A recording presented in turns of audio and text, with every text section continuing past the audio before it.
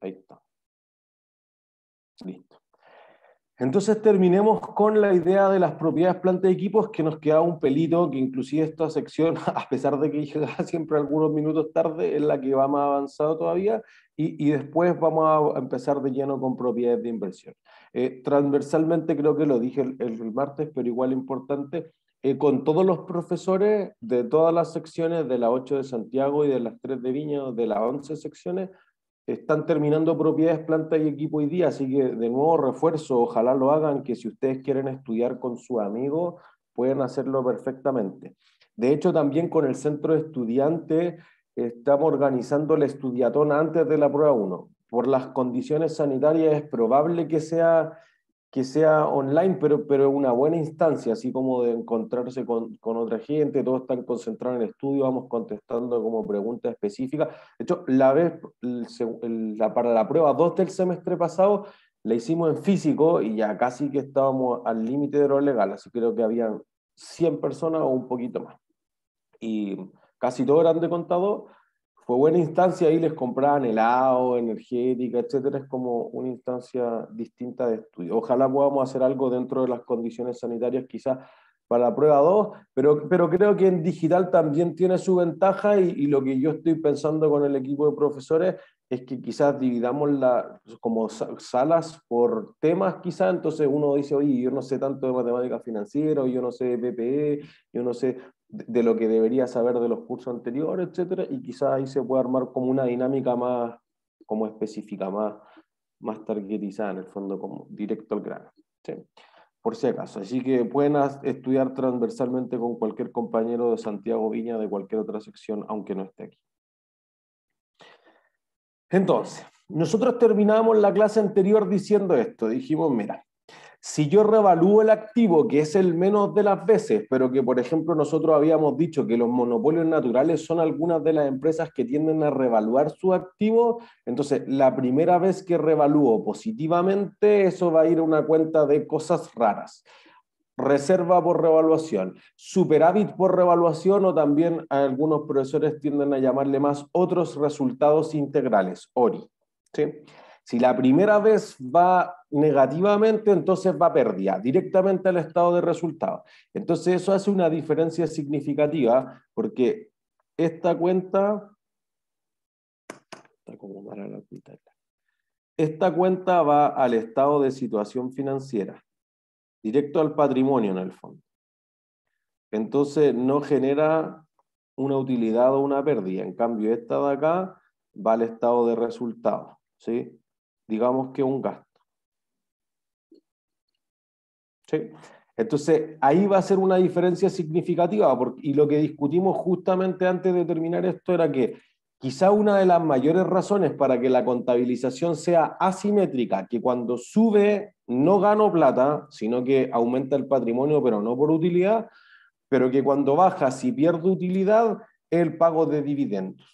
¿Sí? Entonces después dijimos, oye, mira, si sube y sigue subiendo la siguiente vez, ni un problema, va a reserva. Si sube y baja, primero agoto toda la reserva, y si ya no tengo más reserva, entonces lo que falte pasa a pérdida. Por el contrario, si baja y sigue bajando, da lo mismo, no hay problema, sigue con pérdida. Pero si baja y después sube, entonces al subir recupero todas las pérdidas con un ingreso por revaluación, y si ya anulé todas las pérdidas, entonces creo la reserva. ¿Sí? Yo creo que esa generalmente es como la parte un poco más confusa. Entonces decíamos, mira, la comparación de ambos métodos es que cambia el valor razonable. El resto puede ser igual, la depreciación acumulada, el deterioro acumulado, todo ese tipo de cosas quizás no hace sustancialmente la diferencia. ¿Sí? Entonces, ahí es cuando uno dice, oye, podría haber una diferencia muy menor. Por eso que acuérdense, lectura 1. Oye, quizás el costo y el valor razonable no son esa idea extremadamente opuesta que todos dicen que hay que discutir, que a mí me gusta el costo, que a mí me gusta el fair value. Podrían ser quizás cosas bastante cercanas. ¿Sí? Entonces, no sé si alguien tiene alguna duda hasta ahí, de todo lo que debieron haber aprendido hasta ese punto.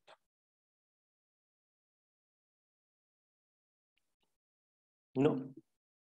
Entonces, Cuando llega al final de la vida útil del activo, tú te deshaces de él. Hay una disposición. Puede ser porque terminó la vida útil económica. Acuérdense que nosotros decimos, oye, el activo sigue funcionando, sí, pero no quiero tener computadores tan viejos, me quiero cambiar de oficina, la planta productiva ya no tiene la misma capacidad, se ha vuelto ineficiente, hay nuevas tecnologías, etcétera, entonces quieres cambiar el activo.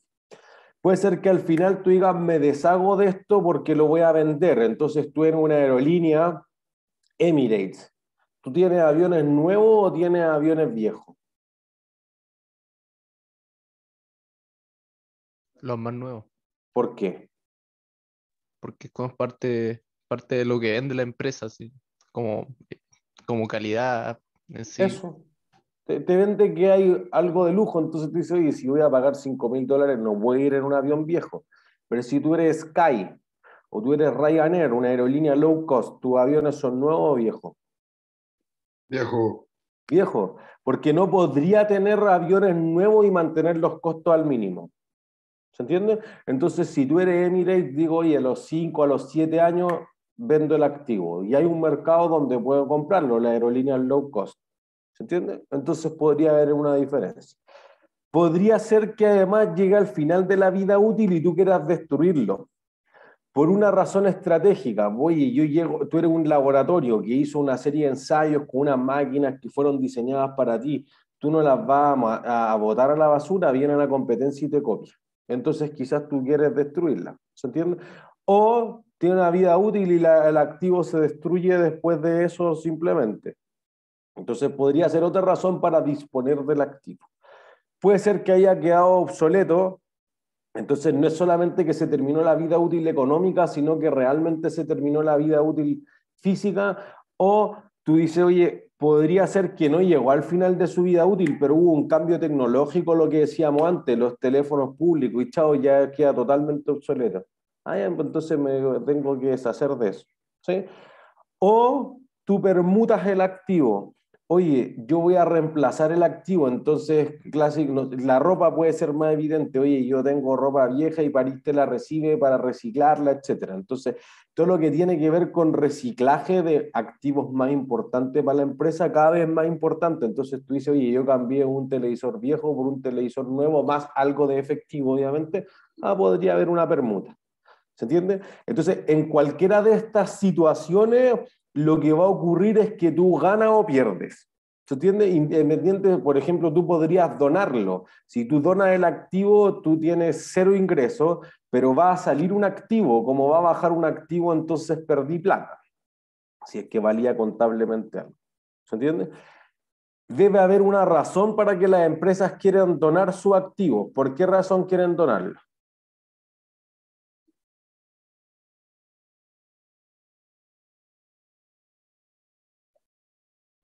¿Alguien se le ocurre por qué una empresa querría donar computadores?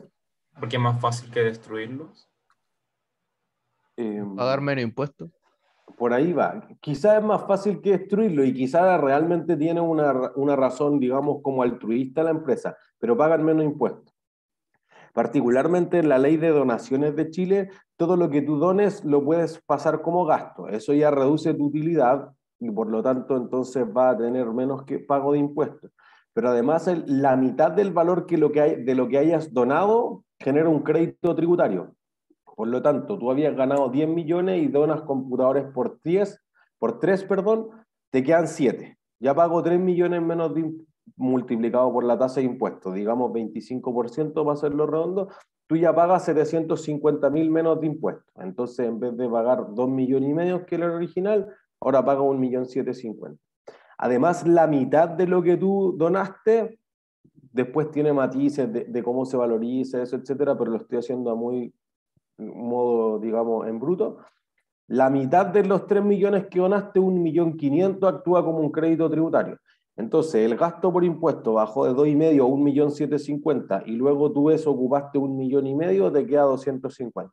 Puede ser más, puede ser menos el monto, pero en el fondo tú dices, oye, tenía que pagar 2,5 millones y solo pagué 250, es como haberme reducido el 90% de los impuestos. En la práctica no llega al 90%, debe andar cerca del 50 o del 60%, pero una de las razones importantes para que las empresas donen su activo. ¿Se entiende? Entonces, si tú lo piensas como una venta con valor cero, también suena razonable desde el punto de vista financiero. ¿Sí? Entonces uno dice, mira, las primeras dos situaciones te va a generar esta diferencia significativa.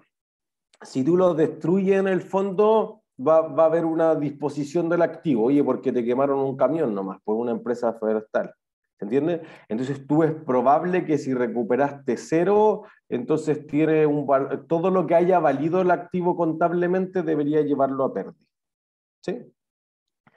Si en los casos 4 uno dice, oye, podría ser que tú digas, si quedó totalmente obsoleto no vale nada, probablemente, si los equipos electrónicos sobre todo. Si es el caso 5 donde tú lo permutas, entonces ahí deberías ver cuál es el valor razonable de lo que recibo, cuál era el valor neto en libros de lo que entregué y la diferencia podría ser ganancia o pérdida. ¿Sí? Entonces, pensemos en la máquina que ocupamos al menos en los dos ejemplos anteriores. Nosotros decíamos, oye, mira, la máquina valía 250 millones originales, tenía valor residual de 20, se deprecia 5 años, le había hecho una mejora, etcétera. Al final del tercer año la vendí por 100. Entonces, miren, si me devuelvo a los números hasta el ejemplo al final, nosotros decíamos acá. ¿Dónde la dejé? Aquí. No, esta no.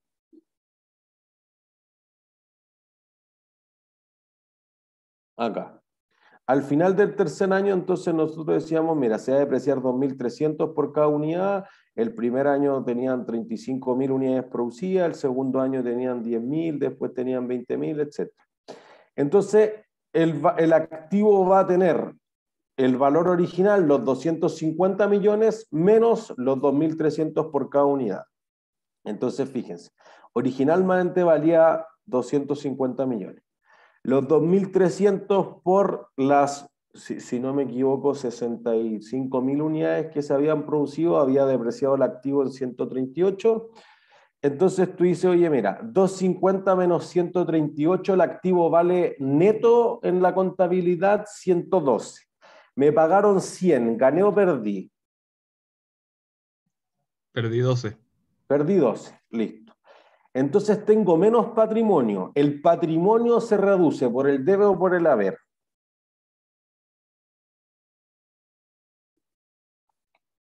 Por el de Por el debe, listo. Entonces ponemos aquí y eso va a ser... A ver.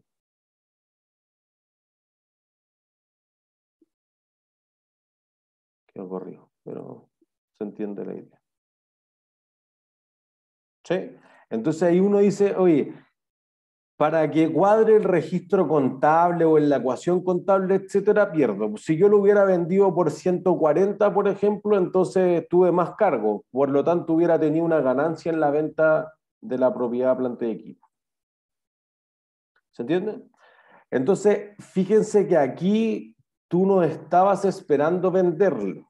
Si tú entras en una negociación, entonces ahí ya sí aplica la idea de que tenía un activo disponible para la venta o una operación descontinuada que hablábamos harto al principio del curso. Y eso sí, entonces ya lo cambiaría de categoría, etcétera, pero todavía podría hacer la ganancia o la pérdida aquí. Normalmente en el estado de resultado de este ítem va a otras ganancias y otras pérdidas, ¿sí? Y por ejemplo, esto es algo que queda justamente al límite y algo que se está discutiendo para normarlo, porque no todas las empresas lo hacen igual.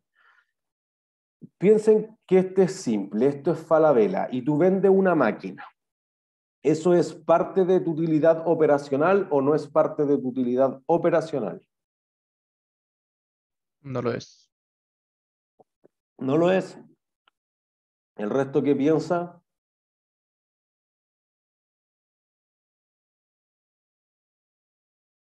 Profe, ¿lo puede ¿Puede repetir, repetir? perdón? Lo repito. Tú eres Falabella y tú vendes una máquina, digamos un camión, siempre conservemos lo simple. ¿La venta del camión es parte de tu utilidad o no es parte de tu utilidad? Profe, Pero puede ser sí que es parte de la dependa, utilidad, pero no operacional. Ya, perdón, Marco iba a preguntar algo. Sí, puede ser de que si es considerado esa venta dentro del ciclo productivo, al rol de la empresa, si Como el se, giro de impuestos. no, no, pero que se considere dentro de la habitualidad, de, por ejemplo, Ya, llegada a este ciclo, corresponde vender este camión o lo que sea, y lo pongo a la venta, como que es algo planificado. perfecto. Eso es, esa es la explicación de fondo, un punto premio. Porque fíjense que históricamente uno hubiera hecho lo que dijo Francisco, oye, no, que mi giro es vender ropa, o es vender televisor, o cual vender cualquier otra cosa menos camiones. Yo no soy invento, más Hinda. Entonces, se ha considerado no operacional porque se habla de algo del giro. Pero fíjense que cuando nosotros hablamos de ingresos de actividad ordinaria, sobre todo en introducción a la contabilidad, donde al menos un par de clases debieron dedicarle la mayor parte de los profesores, uno dice, oye, la actividad ordinaria es mucho más que las ventas. Por eso que no, el concepto de venta es antiguo, porque en el fondo si yo pongo ingresos por ventas de Netflix es cero. ¿Se entiende? Porque es un servicio. Entonces, cuando uno dice, oye, tengo actividades ordinarias, para Falabella, por ejemplo, la actividad ordinaria son los intereses que cobró en la tarjeta CMR, los arriendos que cobramos en Plaza, las ventas, los puntos que hay que canjear, las comisiones que me gano por los seguros, etcétera. Podría tener varios ítems dentro de ingresos de actividad ordinaria. Entonces, el concepto de la habitualidad dentro del negocio va mucho más allá. Entonces, fíjense, solo queremos sondear porque son algunas de las discusiones en el fondo que la gente que lee los estados financieros no la tiene tan clara. Ustedes deberían tratar de contestar la encuesta. No hay una respuesta buena o mala, solamente que quiero saber quiénes, de al menos de los 52 que parecen estar atentos a la clase, que se les ocurre. Profe, Ujú. en Rafael. el caso del camión, Ujú. perdón, Ajá. pasaría de ser un PPE a un activo disponible para la venta. Si entramos en una negociación, si tú viniste y me lo Sí. compraste, no hay tiempo de reclasificarlo. En el Ah, ya. fondo, diría que en la práctica es, si nos demoramos más de 3 meses en vender el camión, que es poco probable, pero si es un inmueble quizás sí, entonces en algún momento voy a presentar un balance con un activo que yo ya sé que no lo voy a tener en el siguiente, entonces ahí lo voy a reclasificar. Si pasó dentro de los 3 meses, nunca te alcancé a mostrar porque el activo ya no es mío, O sea, al final depende del tiempo en el cual me demore en venderlo. tal cual. Por eso Ya. diría que la razón práctica es si me voy a demorar más de 3 meses, que no debería tomarte en cualquier activo. Por eso esa categoría más bien se deja para las operaciones descontinuadas. En el fondo te estoy vendiendo una línea de negocios completa y no es como llegar y pagar así el contado. Oye, hay que ver las cosas legales, los abogados, voy a hacer una auditoría, después voy a valorizar la empresa, vamos a negociar, qué gerentes se van a quedar, eso podría tomar harto tiempo. O sea, de plano, Supermercado Unimark, SMU, su participación del 40% de Montserrat la tuvo mucho rato a la mente, igual que en las ferreterías Construmart. Entonces, eso como que podría tomar años. Entonces, fíjense, el 61% de ustedes cree que no es parte de la utilidad operacional y que sinceramente creo que es mi idea también. Pero fíjense que no es tan evidente. Por eso que debiera ser normado, porque si no algunos la van a meter en la utilidad operacional y la otra no operacional. Y entonces uno dice, sí, pues que cada 3 años yo voy cambiando los camiones, entonces lo que se genera del resultado es parte del negocio, tiene sentido. Pero alguien dice, no, pues tu negocio no es vender camiones. También tiene sentido. Entonces, por eso que debiese definirse para efectos de comparación. Porque fíjense, hay otra que quizás es más complejo. Ustedes tienen una máquina, todavía no contesten. Ustedes tienen una máquina y se deteriora, digamos que se incendia. ¿Eso es parte de la utilidad operacional o no?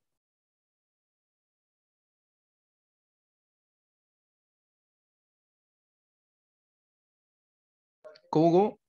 Ustedes tienen una máquina y se incendia. No es que la vendan, se les quemó el camión. La pérdida por deterioro, ¿es parte de la utilidad operacional o no?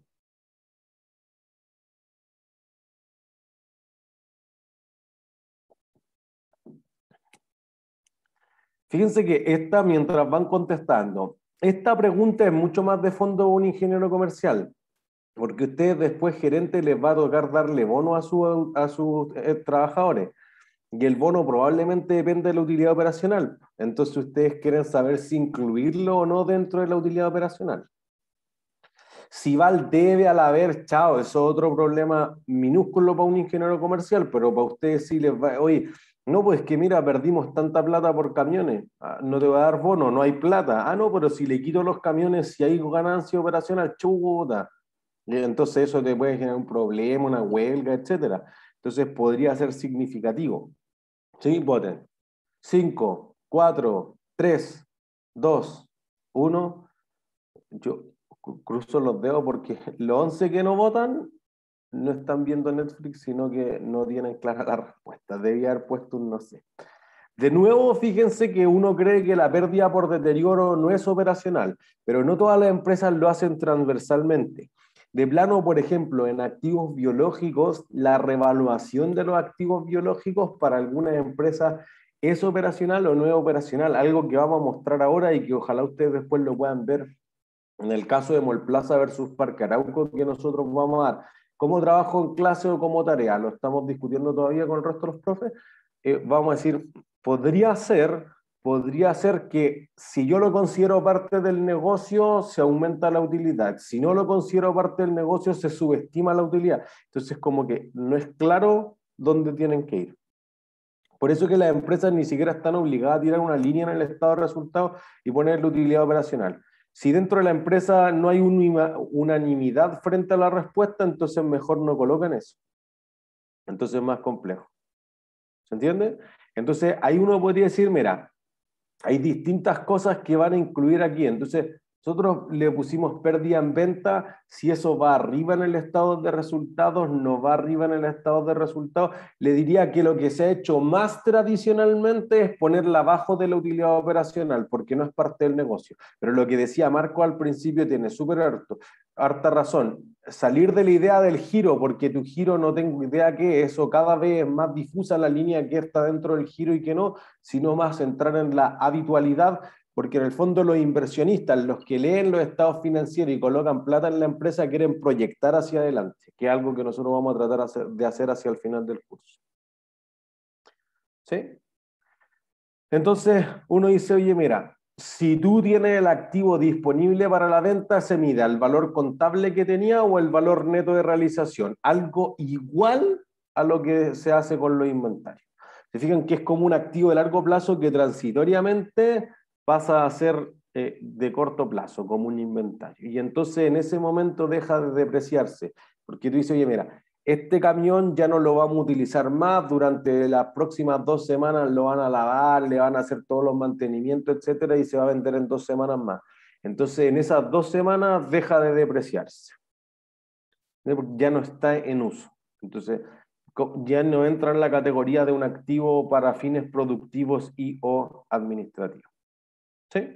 Entonces, si no, uno dice, oye, mira, lo que hablábamos de las operaciones descontinuadas o discontinuadas es que sean cosas muy grandes, el resto son cosas más chiquititas, una línea o segmento de operaciones que está geográficamente separada, es una empresa subsidiaria, es una línea de productos gigantesca, etcétera. Entonces yo decía, Uber China, ya no opera ahí, le vendí todo a Didi, listo, entonces era una filial que le vendí.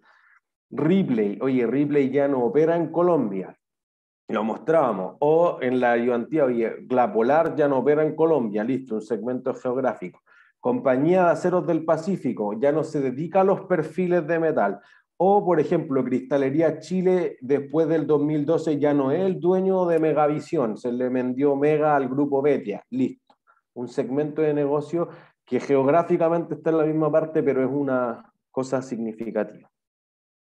¿Entiendes? Entonces, eso debería presentarse separadamente en el estado de resultados para no confundirte. Oye, esto pasó una vez y nunca más, que era lo que nosotros decíamos al principio. ¿Sí? Al final de cada clase siempre tienen ahí como un mapa conceptual que resume los principales ejemplos y tienen algunas preguntas de autoestudio para que ustedes puedan tener claro, o sea, si no pueden contestar todas estas preguntas, sería necesario que vuelvan a hacerme consultas o a leer ciertas cosas de la clase. ¿Sí? Entonces, Partimos con propiedades de inversión. Esta es la lámina de propiedad de inversión.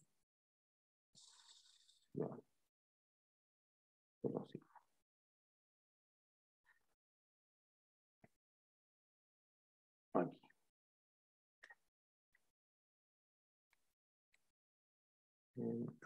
Aquí. Listo. Entonces, propiedades de inversión están regidas por la NIC 40. ¿Qué esperaríamos entender hacia el final del martes? Que una propiedad de inversión de una propiedad planta de equipo.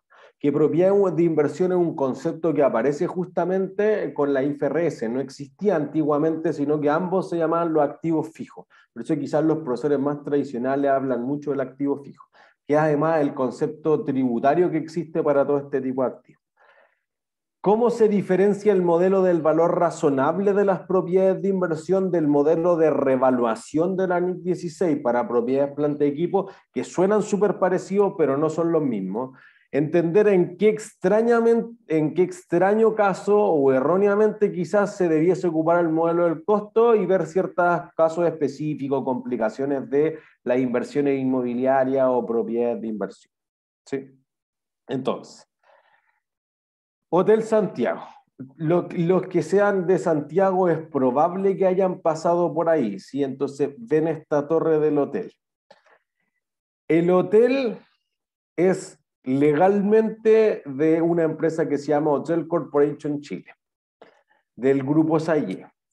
Hasta el 2017 ahí hubo un Hyatt por casi 25 años. De ahora en adelante hay un Mandarín Oriental. ¿De quién es el hotel? ¿Del primero? Legalmente sí. Ya, o sea, por eso que nuestra discusión no debiese ser legal. Esto no era una flecha. Ya, legalmente sí. Ahora, contablemente, ¿de quién es? ¿Del hotel que está de turno? ¿Es del operador de hoteles que está de turno? Entonces creo que la respuesta es así, desde el 2017, desde acá, y si no me equivoco en las fechas, desde el 92 hasta el 2016, ¿del Hyatt? ¿Alguien tiene una respuesta distinta a esa?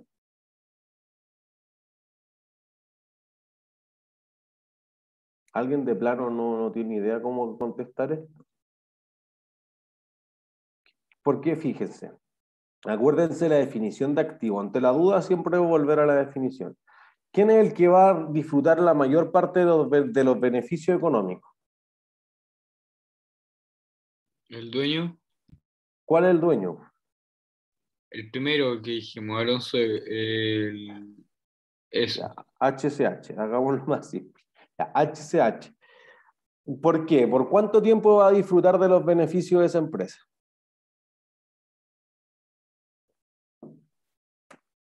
Siempre, ¿no? ¿Por qué? Porque legalmente el dueño. Porque supongo que será el concesionario y genera ingresos a partir de los arrendatarios, quienes puede haber sido Hyatt o Mandarín Oriental.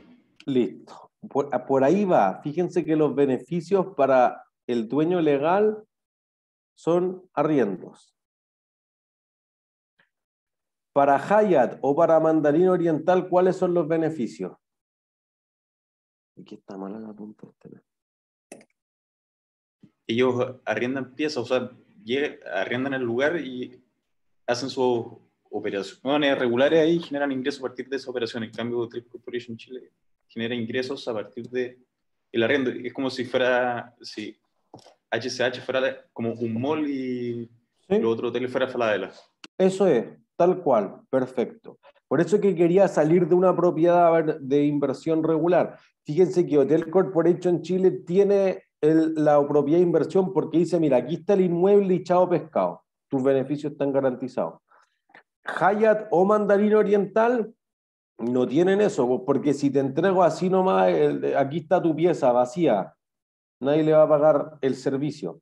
¿Qué necesita tener? Particularmente Mandarín Oriental, necesita tener cama de muy buen nivel. La política para que Mandarín Oriental llegue en algunos hoteles a 7 estrellas es que tenga una persona por cada huésped que tenga. Entonces necesito tener otras instalaciones de lujo. Entonces fíjense que para de hecho era HCC, Hotel Corporation Chile, ¿necesita algo más que el edificio y el terreno? No. No. No, listo. Tu flujo de caja es independiente de otros activos. Solo con eso ya estamos listos. ¿Mandarín Oriental necesita otros activos aparte del edificio? Sí. Sí. Entonces, fíjense, Hotel Corporation Chile tiene una propiedad de inversión. ¿Qué tiene Mandarín Oriental? Una PPE. Una PPE. Listo. Después podemos refinar que es algo súper parecido, pero entendamos solo la esencia, lo mismo como se trate contablemente. La esencia es que tú tienes un activo para fines productivos y o administrativos, pues aquí produzco mi servicio. Entonces esa es la lógica para Mandarín Oriental. Entonces uno dice, oye, pero no hay dos edificios, hay uno solo, sí, pues que son activos distintos. Uno tiene una propiedad de inversión y el otro tiene el derecho a usar eso, que realmente podría ser una de las propiedades planta de equipo, aunque legalmente no sea de la empresa. ¿Se entiende? ¿Es claro para todas y todos? ¿Sí? Sí. Sí. Entonces, ¿cuánto debería cobrar un mall? ¿Un variable o un fijo? ¿Qué creen ustedes? Variable. ¿Por qué? Porque, o sea, como el costo que, por así decirlo, el costo inicial, Sí. luego de poner el mall, va a subir como su valor razonable. O sea, Significativo. el arriendo debería ir subiendo. O sea, debería ir como ajustándose al valor Ya, listo. razonable. Entonces eso es un fijo reajustable. Voy a volver a hacer la pregunta de otra forma. ¿La empresa debería cobrarle un porcentaje de las ventas al arrendatario o debería cobrarle una cantidad fija? Cantidad fija, yo creo. ¿Por qué? Fija. Porque, por ejemplo, ya dale tú.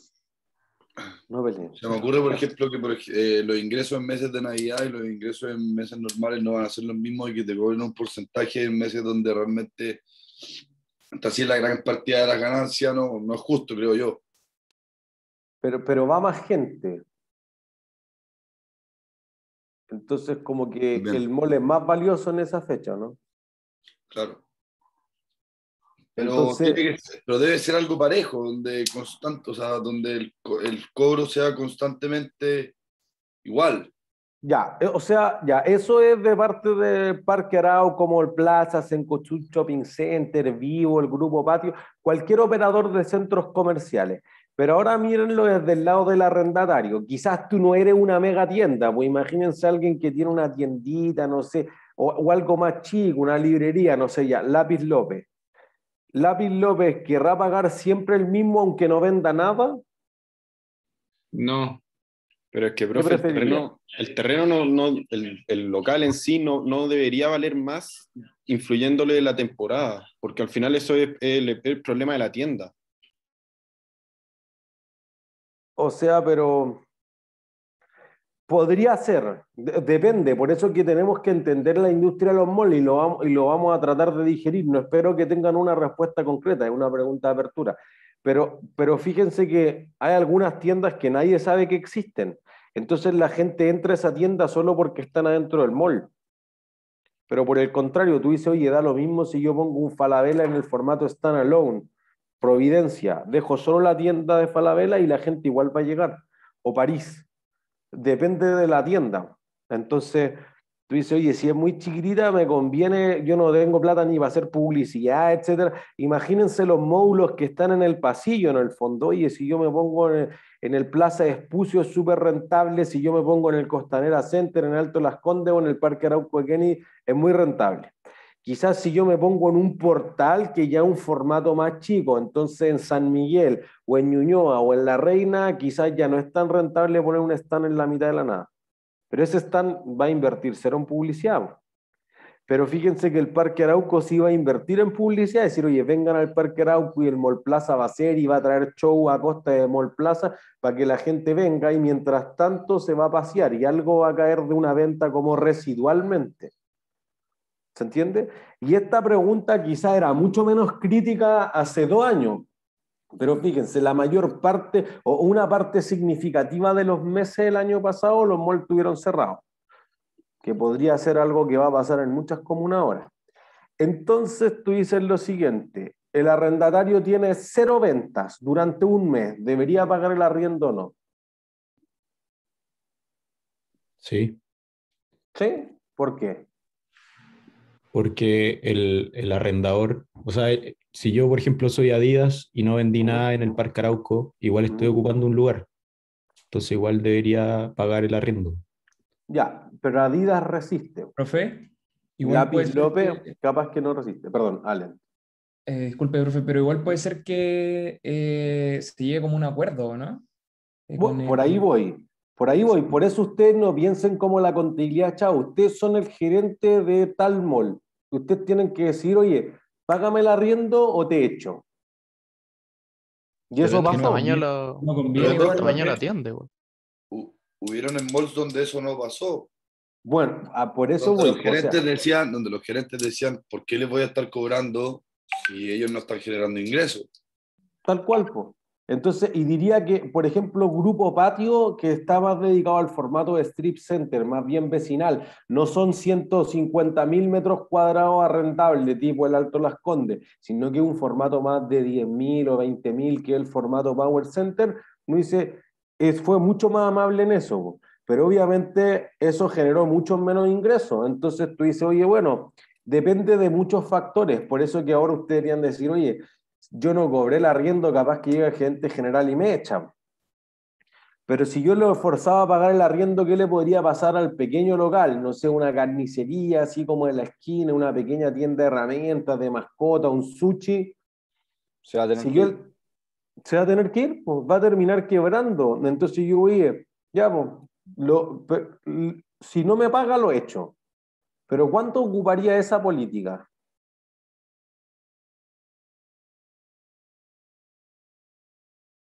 ¿Usted echarían a alguien y les queda el local vacío? No sale rentable a largo plazo. Pues no sabemos, pues ¿de qué depende? Del Si tamaño pueden del volver a arrendar. mall Eso, que esté sí, arrendando. no sé si del tamaño, pero es más bien si tengo otro donde colocarlo. Arrendatario. Tengo otro arrendatario.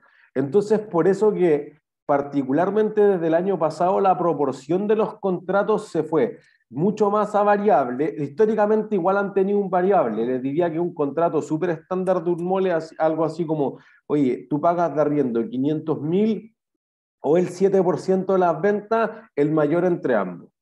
Y listo. Entonces, como que hay una parte, hay una proporción que es variable. Si ustedes se meten a la memoria de Mallplaza, el Parque Arauco, etc., te explica, oye, nuestros ingresos son 93% fijos, 7% variables, porque podrían haber otras cosas, ¿se entiende? Entonces, arriendo es tu mayor ingreso de actividades, pero hay otros tipos de ingresos, por publicidad, por ejemplo. Que de hecho, la pregunta cuando decíamos, oye, operacional o no, si por ejemplo depende de la pérdida por deterioro o si es la ganancia por la venta o la pérdida por la venta de una propiedad planta de equipo, hay otras cosas, por ejemplo, que tú dijeras, oye, yo tuve un ingreso por indemnización. No sé, pues se explotó una bomba, se quemó esto, se cayó una muralla, se derrumbó y la compañía de seguro me pasó plata, tengo un ingreso. ¿Se entiende? O me pasó inclusive más que lo que valía contablemente, entonces ahí tengo como una ganancia. Oye, eso operacional o no es una cosa súper importante, una decisión estratégica de negocio antes de entrar a la contabilidad. ¿Se entiende? Entonces ahí es probable que la proporción se fue mucho más a variable. Entonces el mall en estos tiempos se transforma más en un partner de las tiendas, porque fíjense que eso debiese ser así, por una lógica de negocio. Porque si el mall se pone pesado y te cobra y te cobra y te cobra, ¿qué va a hacer la tienda? Se va a ir ¿A dónde? a otro módulo, a otro lugar donde pueda hacer sus operaciones con un costo menor. Ya, pues ¿dónde lo hago por un costo menor? Mediante en línea, online. En línea, pues. Voy e-commerce. Arrendando Fíjense una que bodega y vendiendo por e-commerce. eso, pues, no necesito casi nada más. Entonces digo, oye, mira, Amazon, de las empresas más exitosas del mundo, y tú dices, bodegas, tengo casi nada, pues si yo me dedico a intermediar esto. Entonces, ya han habido muchos modelos exitosos. Por ejemplo, Ford, que me comentaba la profesora Frances Schurman, que lo está asesorando la otra vez, decía, oye, estos gallos tenían 3 tiendas hace 3 años y ahora tienen 16, y en realidad ellos no producen nada, solamente le compran, perdón, a pequeños emprendedores y venden estas comidas, etcétera, y prácticamente se dedican a intermediar esto. Entonces, eventualmente tú dices, eso va evolucionando el negocio. Los dark kitchen el año pasado aparecen mucho. Oye, en vez de que tú tengas un local para producir, etcétera, mejor te arriendo una cocina con equipamiento de punta y tú solo vas no necesito el local como restaurante, necesito el delivery que lo hace otra persona y tú solamente te dedicas a producir muy buena comida porque la gente está encerrada. ¿Se entiende? Entonces, el formato en el cómo van a funcionar los negocios post pandemia quizás es totalmente distinto y eventualmente la contabilidad debiese adaptarse de esa forma. ¿Se entiende? Dudas hasta ahí. ¿No? Entonces, un edificio. Esto yo creo que siempre lo ponemos así como en un control o en el material de estudio o en la prueba. Tú tienes un edificio. El edificio, si tú lo vas a vender como parte del curso habitual de tus operaciones, es un inventario. Si tú lo vas a usar para producir o para fines administrativos, es una propiedad planta de equipo. Si se lo voy a arrendar a un tercero, entonces es una propiedad de inversión. O si lo tengo abandonado. Y eso es lo que hace la diferencia con la propiedad de inversión. Si tú lo querías utilizar en el largo plazo, pero te llegó un comprador y estamos debatiendo en cómo te lo vendo, entonces un activo disponible para la venta. Y eventualmente, insisto, depende del contrato, tú podrías decir, yo no soy el dueño legal del edificio, pero tengo un activo intangible que es el derecho a usar el edificio. Podría ser un edificio, 5 categorías distintas de activos. ¿Entiendes? Solamente depende del propósito, del espíritu con el que la compañía tenga ese activo. ¿Sí? Entonces, hay que tener súper claro cuál es el propósito por el que lo tengo. Entonces, no todo lo que yo tenga en bienes inmuebles, con inmuebles se refiere a que no se pueden mover, van a ser activos de propiedad de inversión. Diría que aquí la norma no es del todo clara. La norma dice terrenos y edificios.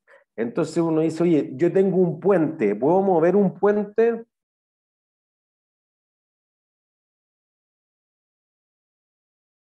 ¿Ustedes creen que pueden mover un puente? No. Ya. Alguien dice, oye, que vayamos complicándonos. Tengo una plataforma petrolera en la mitad del mar. ¿La puedo mover? Tampoco. No lo sé. Ya. O sea, pero quizás parece que si yo pusiera, no sé, 100 helicópteros, la puedo mover. Lo que pasa es que la quiero mover. No. Eso debiera ser más obvio. ¿Quiero mover la plataforma o no? Si se me acabó el petróleo, ahí sí. Ya, pero la muevo, la destruyo. Moverla podría ser más cara que destruirla. Se abandona. Probablemente. O sea, está lleno en el Golfo de México de plataformas petroleras abandonadas. Es más barato. Por eso que la ley tiene que obligarte a desmantelarla. Provisión por desmantelamiento. Si no todos la abandonan, pues es muy caro, pues mejor, porque no va a calzar en la otra, volver a instalarla, tengo que hacer los estudios hidráulicos del suelo, etc. Conlleva una serie de costos que, chao, dejemos la otra nomás. Si ya sacamos petróleo durante 40 años y ya, chao nomás. ¿Me entiendes? Entonces, podría haber una diferencia. Entonces, diríamos que lo más importante es que sean inmuebles. Aunque físicamente tú los puedas mover, la empresa no los quiere mover. La intención siempre prima sobre el resto. Entonces, tú tienes un terreno y no sé qué voy a hacer todavía. ¿qué esperaría que le pase a ese terreno con el paso del tiempo? No me vayan a decir que se deprecia porque no es malo. ¿Qué esperaría que le pase con el paso del tiempo? Que sume su valor. Eso. Vimos la noticia, 218% en 10 años el metro cuadrado promedio en Santiago. Entonces uno diría, ya, no tengo claro qué voy a hacer, pero sí espero que haya una plusvalía inmobiliaria. Agreguémosle el concepto de inmobiliaria porque plusvalía es un concepto bien malo para la contabilidad. Va a subir de valor, listo, por eso tengo el terreno, esa es la única razón por tenerlo. O tú adquiriste un edificio, o después vamos a decir que tú lo arrendaste por muy largo tiempo y tú se lo vas a arrendar a terceros. Por lo tanto, yo podría decir, oye, yo arrendé una casa, pero le estoy subarrendando las piezas a otros. Entonces, los otros no son los como el arrendador final, eso es lo que vamos a llamar después un leasing operacional. Entonces ahí tú dices, oye, si está ocupado por tercero es una propiedad de inversión, si está ocupado por los dueños legales del activo es una propiedad planta de equipo. ¿Me entiendes? Si tú tienes un inmueble que estoy construyendo o estoy mejorando, pero a futuro va a ser una propiedad de inversión, ahora es una propiedad de inversión. ¿Sí? Entonces, un activo que es clasificado como PPE podría pasar a ser una propiedad de inversión, esencialmente cuando se abandonó. ¿Sí? Tiene que haber un cambio de uso, porque insisto, si tú estás construyendo un mall, mientras construyes el mall sigue siendo una propiedad de inversión. Lo que pasa es que tú dices, oye, yo te estaba construyendo un edificio de oficina, pero la empresa en realidad va a mandar a toda la gente para la casa. Esto ha pasado mucho. Por ejemplo, el profesor Bazón. La señora del profesor Bazón, la José, trabaja en L'Oreal y L'Oreal le dijo, nosotros no vamos a volver hasta al menos octubre del 2021 o del 2022, así como muchos meses más, vayan a vivir a la parte que quieran y se fueron a vivir a Viña. Me contaban, yo soy amigo gerente de finanzas y de la gerente de marketing en Bridgestone, y la rueda decían, oye, pagamos 17 millones de arriendo, súper bien, en Kenia, al lado del Marriott y todo, muy caro, chao, todos para la casa. Las empresas se están deshaciendo de eso, entonces tú dices, oye, si yo tenía una oficina y me cuesta mantenerla, etcétera, y la vamos a ocupar súper poco, quizá hay que venderla. Entonces, si yo abandono la oficina, fíjense que hay un cambio de uso. Antes las quería usar, ahora ya no las quiero usar. ¿Se entiende? Entonces, antes yo tenía una PP, pero por cambio en la dinámica de los negocios, ahora pasó a ser una propiedad de inversión. ¿Se entiende? Si no es claro para todas y todos, me detienen, por favor. ¿Sí? Entonces, si se arriendan maquinaria, equipos, vehículos, mobiliario, entonces tú tienes una banquetera y arriendas todo lo que es la cuchillería, todo lo que son vasos, platos, etcétera, eso no es una propiedad de inversión. Por esta razón, tú eres una banquetera y arriendas los vasos. ¿Qué le pasa a los vasos? ¿Se deprecian? Se deprecian. La gran cualidad de las propiedades de inversiones que no se deprecian. Por esta razón, y eso debiera hacer una diferencia crucial, los terrenos jamás se deprecian. Entonces, no es el problema con el terreno, porque sea una propiedad planta de equipo, sea un inventario, sea una propiedad de inversión, en ningún caso se deprecia. El edificio. Piensen en lo más fácil, en un mall. Si el mall, por ejemplo, tú tienes una tiendecita en el mall, se quiebra la vitrina. ¿Quién paga el arriendo de la vitrina? Perdón, ¿quién paga el arreglo de la vitrina? El que arrenda, o sea, el que está arrendando la tienda. Eso, el arrendatario. Si se confunden con eso, digamos el usuario de la tienda o el dueño, para que sea más simple. El arrendatario. Entonces, el sushi paga el arreglo de la vitrina. Entonces, ¿cuánta plata pierde cuando se quiebra la vitrina? El dueño de la tienda, el dueño legal. Nada, listo. ¿Se entiende? Ven que el arreglo, y por el contrario, tú dices, oye, no tengo para arreglarla. Entonces el dueño dice, se ve feo el mall, ¿qué voy a hacer con el arrendatario? Cambiarlo. Lo he hecho. ¿Se entiende? Entonces tú dices, no se va a depreciar, pues todos los arreglos que haya que hacer en la tienda los va a pagar el arrendatario, no el arrendador. Entonces para el arrendador no baja de valor, porque tú dices, oye, la tienda después de 10 años tenéis que dejarla igual por contrato a como la encontraste. Entonces el otro dice, oye, tengo que hacer este gasto por el mantenimiento. Inclusive si quieres lo activan como mejora, algo que discutíamos en la clase anterior, pero aún así no va a bajar de valor para el dueño legal. Para el usuario puede decir, yo lo voy a ocupar durante 10 años y después de 10 años me voy a ir. Ah, ya, bueno, pues entonces para el usuario puede que baje, para el dueño puede que no baje. Por eso que son categorías de activos diametralmente, bueno, no sé si diametralmente, pero al menos difieren harto. Ajá. Una pregunta. Y en el caso de los baños, por ejemplo, de los baños del mall, no sé, son parte del mall. El mall no subarrienda los baños, o sea, no los arrenda. Y se gastan. ¿No? Claro, los espacios comunes son propiedades planta y equipo. Si es que los puedo separar, si no pertenecen a un conjunto superior. Por eso que después pero vayamos a lo básico, porque al final del martes vamos a discutir sobre los estacionamientos, que puede ser bastante más complejo. ¿Sí?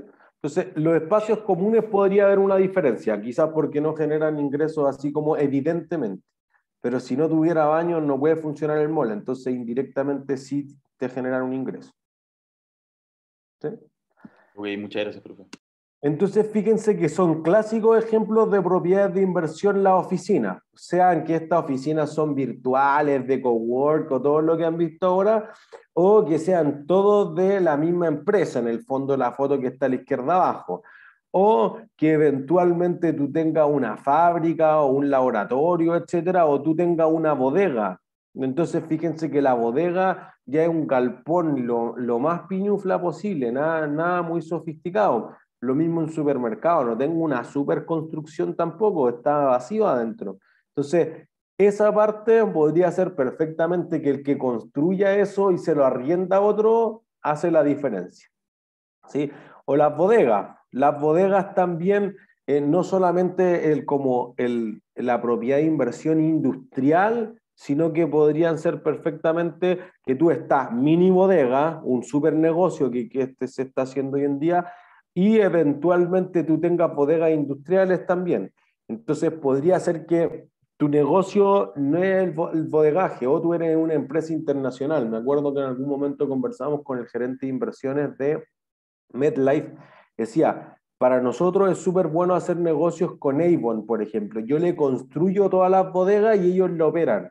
Entonces ellos después si se retiran de Chile, por ejemplo, y se van a Argentina, o se van a Perú, Colombia, que es más barato, yo igual quedo con el activo, ellos al revés, no se quedan con el activo que sería un cacho deshacerte de unas bodegas que están especialmente diseñadas para ti, entonces después yo se la arriendo a CCU o al Unimark o a cualquier otra empresa, ¿se entiende? Entonces, y te paga un arriendo o un activo que no se deprecia, le da el mantenimiento, entonces tú te despreocupas y te preocupas de cobrar el arriendo nomás, como que ambas partes pueden ganar en una propia inversión, por eso que uno de los activos bien significativo, en especial desde que los fondos de pensión y las compañías de seguros quieren invertir mucho más en real estate, en bienes raíces, que una parte de ellos son propiedades de inversión.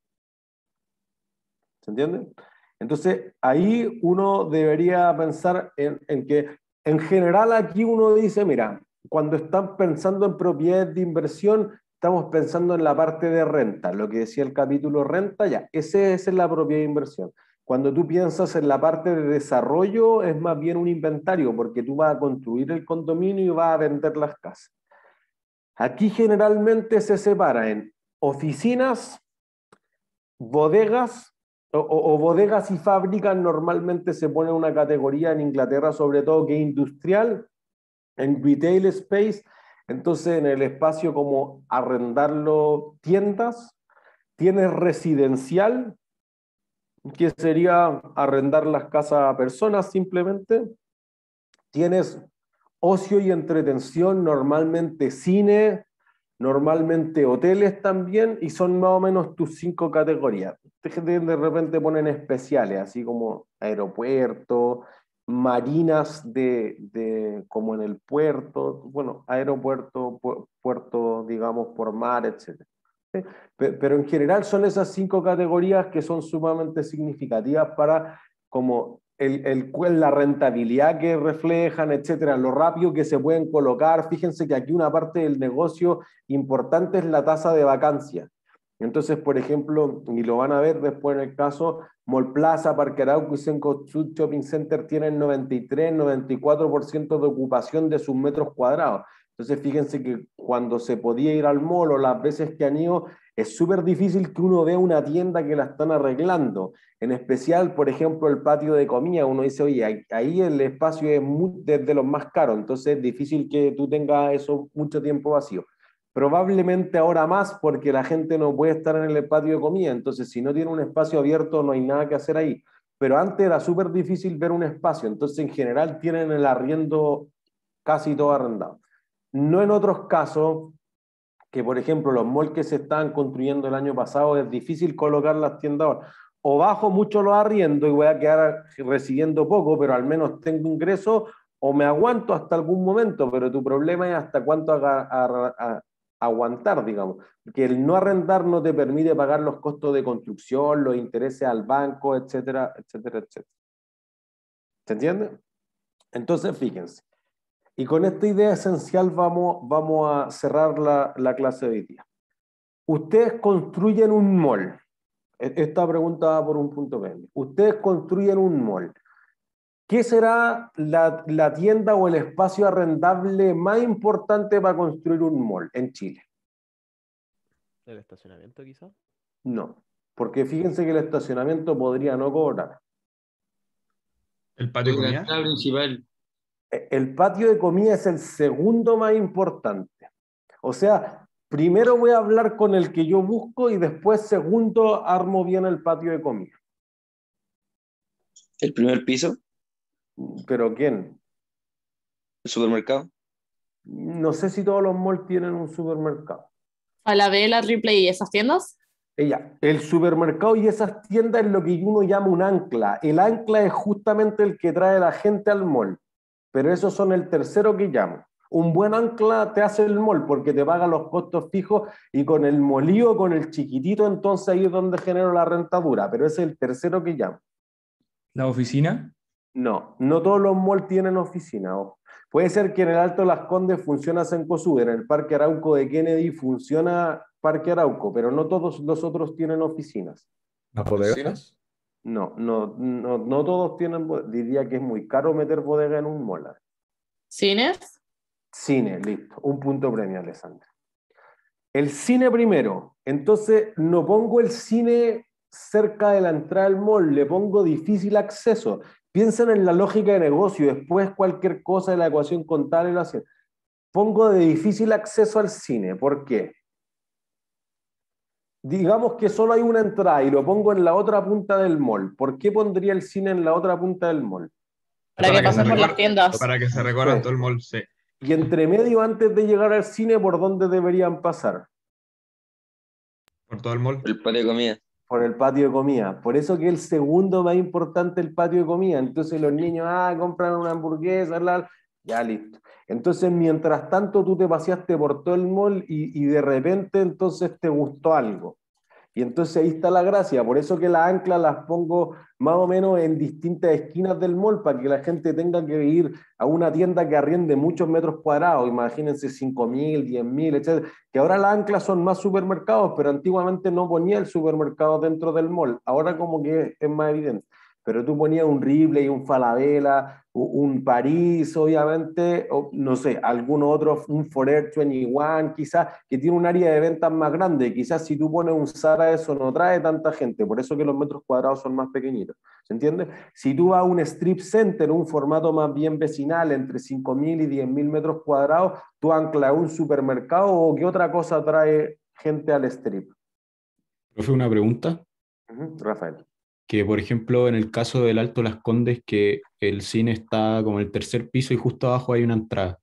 Y también, por ejemplo, si consideramos, no sé, el Jumbo como anclaje, uno entra y también lo tiene al frente. En ese caso, ¿cuál sería su principal anclaje del Alto? No, todavía lo siguen pensando así, pero esos son malls que fueron construidos hace 25, 30 años. Ah, ya. Claro, ya no están. Por eso que va cambiando esto. O sea, en el capítulo, de hecho, yo cito la página deadsmalls.com. En Estados Unidos es totalmente distinto. El formato del mall ya es que yo me traigo 200.000 metros cuadrados de oficina para que trabaje todo General Motors, que tiene 10.000 empleados, y les construyo un parque, y les pongo una iglesia, y les construyo los residenciales al tiro. Entonces, en el fondo, creo una ciudad en torno al mall y todos viven ahí, y el patio de comidas lo ocupo como el casino. Un poco más de la idea de lo que hacen las universidades. Tú tienes el housing ahí. Entonces, por ejemplo, los que son de regiones viven en la universidad y te pongo todo, y te pongo los bares, y te pongo las clínicas, te pongo todo lo que necesites para vivir ahí, para que nadie tenga que salir de esta mini ciudad. En Estados Unidos, Yale, por ejemplo, es muy evidente, porque tú sales de Yale, una universidad como muy top, digamos, y hay un gueto gigantesco. Entonces, como que depende del formato, va cambiando, va evolucionando, pero en el fondo los malls, digamos, los últimos 5 o 10 años han pensado en el formato que yo les decía recién. Ya, gracias. ¿Entiendes? Entonces, si tú es el formato más chico, y con esto sí que cierro, o es el supermercado o es la farmacia normalmente. Eso es lo que trae, y por eso que fíjense que las farmacias en general tienen harto estacionamiento, pero al lado te pongo un lavaseco, o te pongo un OK Market, un Oxxo, ahora no sé, un Mini Market, etcétera, y quizás eso queda justamente abajo de un edificio, como la placa comercial del primer piso. ¿Sí? ¿Dudas? ¿No? ¿Todos claros? Ha sido todo por hoy entonces. Que estén súper bien. Chao, chao. Chao, profe, cuídense. Chao, que Profe. estén bien. Ajá. Chau, chau. Profe, una pregunta. ¿Mañana hay ayudantía? Siempre hay, pero no. Diría que el horario de la ayudantía está para que ustedes vean los videos o lean la pauta, lo que les acomode más, hagan las preguntas del material de estudio, etc. Y si después quieren que se la hagan toda de nuevo, o quieren solo que les contesten algunas cosas, o hagan otro ejercicio, lo que hicieron con la ISA la semana antepasada y esta, entonces ocupan el horario que es los martes, si no me equivoco. Entonces, Ya. no tenemos nada programado así como online para mañana. Ya, gracias. No hay de qué. Chau, chau.